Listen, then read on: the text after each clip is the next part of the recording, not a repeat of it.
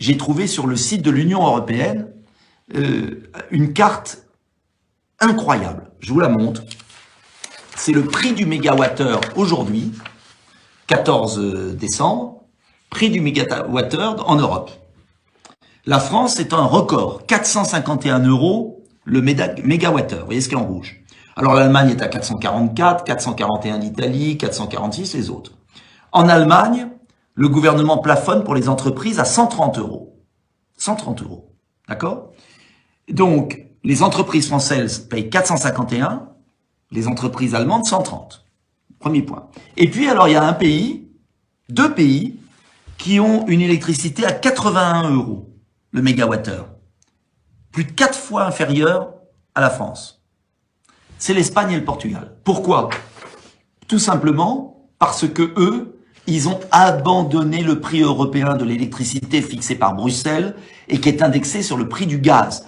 Parce que les Espagnols et les Portugais sont pas idiots, beaucoup plus intelligents que notre gouvernement.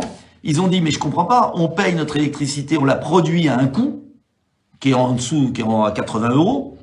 Pourquoi on la vendrait 450? Parce qu'elle est indexée sur le prix du gaz russe qui arrive en Allemagne et qui n'arrive plus, et donc qui vient des États-Unis, du Qatar, etc., où il y a de la spéculation. En France, EDF vend aux opérateurs privés son prix à 42 € le mégawatt, c'est le coût de production d'EDF.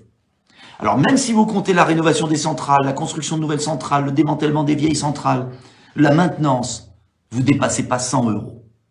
Les éoliennes en mer, c'est 178 € le mégawatt. Et donc, on a en France des sociétés privées, les copains de Macron, qui s'engraissent, qui achètent leur électricité pour une partie auprès d'EDF, qui est obligé de leur vendre à 42 € et qui le revendent aux boulangers, aux bouchers, aux PME, entre 400, 500, 600, parfois 1000 € le mégawatt. Le profit va pour eux. Mais attention, l'État, au-dessus de 180 € prend sa part. Et donc, en fait, en ce moment, la différence entre l'Espagne et le Portugal et la France, ça va dans la poche des oligarques du régime et dans la poche du budget de l'État. Voilà la réalité. C'est le plus grand scandale qui soit.